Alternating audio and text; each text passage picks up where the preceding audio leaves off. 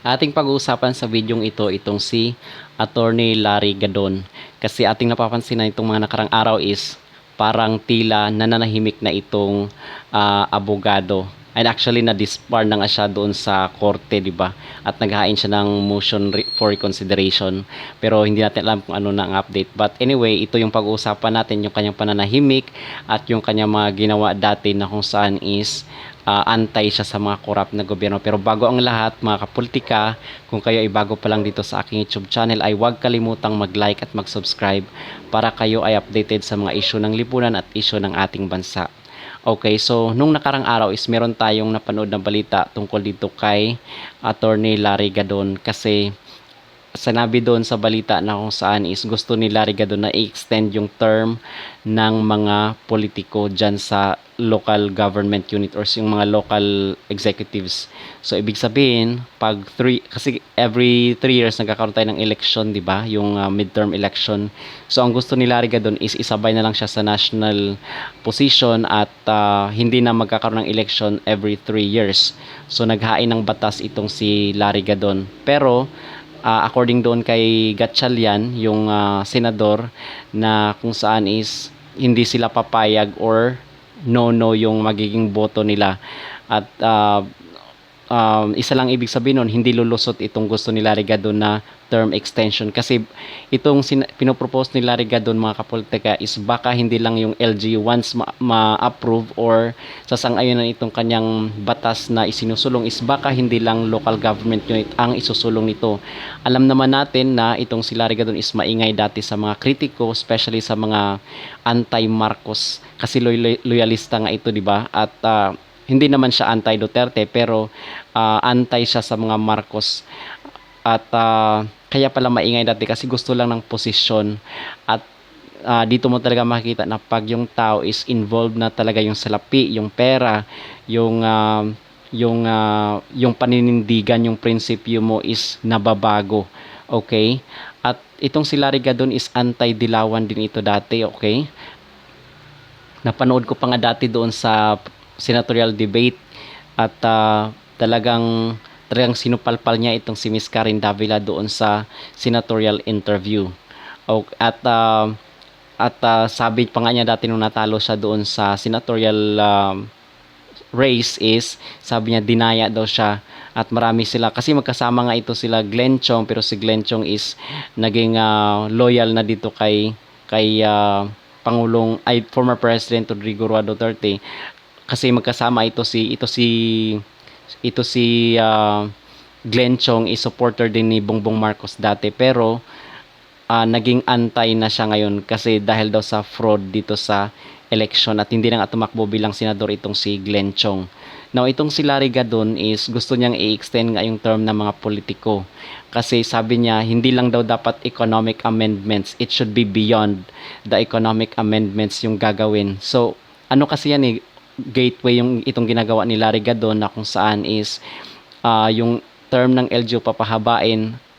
Pagkatapos yun, pag ma-approve nun, baka meron pa siya mga iihain na batas para i-extend din yung term ng kanyang amo. Okay? Bakit i-extend? Kasi bibigyan siya ng reward niyan, mga kapolitika. For example, itong kanyang term dyan sa pag-alleviate umano ng kahirapan, baka siya ay ma-extend din. Okay? So, personal na interest po yun. Kumbaga, na nagbabago yung tao pag ikaw ay may personal na interest at yung personal na interest mo is nakuha mo na, nagbabago talaga yung posisyon at paninindigan mo. Okay?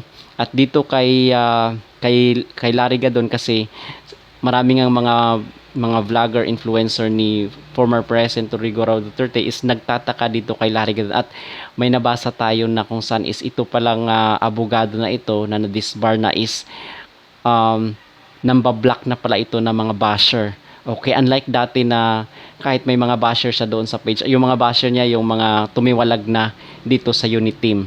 Okay, itong mga supporter ni former President Rodrigo Duterte is naging basher na nitong si Larry Gadon kasi noong buo pa ang unit team is marami pa siyang mga nakukuhang mga supporter dito kay former President Duterte, pero nung nawala na yung unit team, which is nawala naman na talaga, Okay? So nawala na rin siya ng supporter sa mga Duterte na side.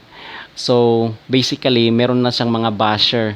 So, ang ginagawa daw nito is nabasa ko is nambablock na itong si Attorney Larry Gadon. At may nakita nga akong picture mga kapolitika na kung saan is kasama na itong abogado si First Lady Lisa Araneta Marcos. At ang sabi nila is talagang yumuko na itong si Larry Gadon dito sa kasalukuyang administrasyon. Okay? So, dapat itong si Larry Gadon is mag-focus lang siya sa ganyang ginagawa dyan sa pag-elevate ng status ng mga bata or yung buhay ng mga bata. Kasi nakikita ko ito, nag-feeding program ito dyan sa mga paaralan. At dapat mag-focus lang siya dyan kasi wala pa naman talagang impact itong kanyang departamento na hinahawakan. Wala pang impact sa masang Pilipino. Okay? At bakit itong pag-extend ng term ng mga local officials ang kanyang tinututukan sa ngayon, kasi yan po is gateway doon sa kanilang plano na pag-extend din ng term ng kasalukuyang administrasyon itong si Bongbong Marcos, kung kaya nga tutol na tutol itong si former President Duterte dito sa kanilang advokasya na pagpapalawag itong charter change. Kasi itong economic provision, economic chacha na kanilang sinusulong is frontline lamang po yan ng kanilang totoong plano na pag-extend ng kanilang termino. Kasi kung idadaan yan sa eleksyon is hindi na talaga sila mananalo. Okay? Wala talagang impluensya itong kasalukuyang administrasyon sa masang Pilipino. So, ibig sabihin nun is imposible or walang posibilidad na mananalo sila sa susunod na eleksyon.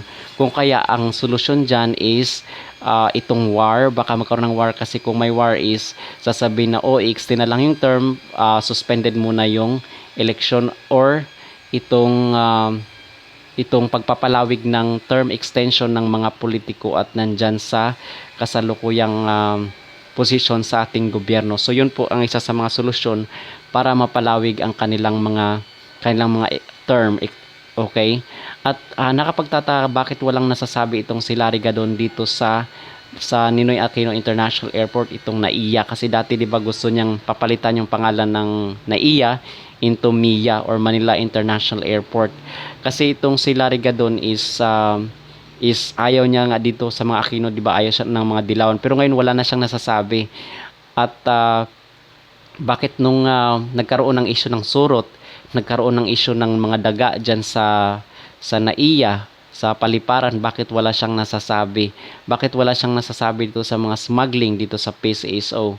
Kasi kasama niya na yung mga cabinet members diyan na kung saan is puro rin positibo yung mga sinasabi sa kasalukuyang administrasyon.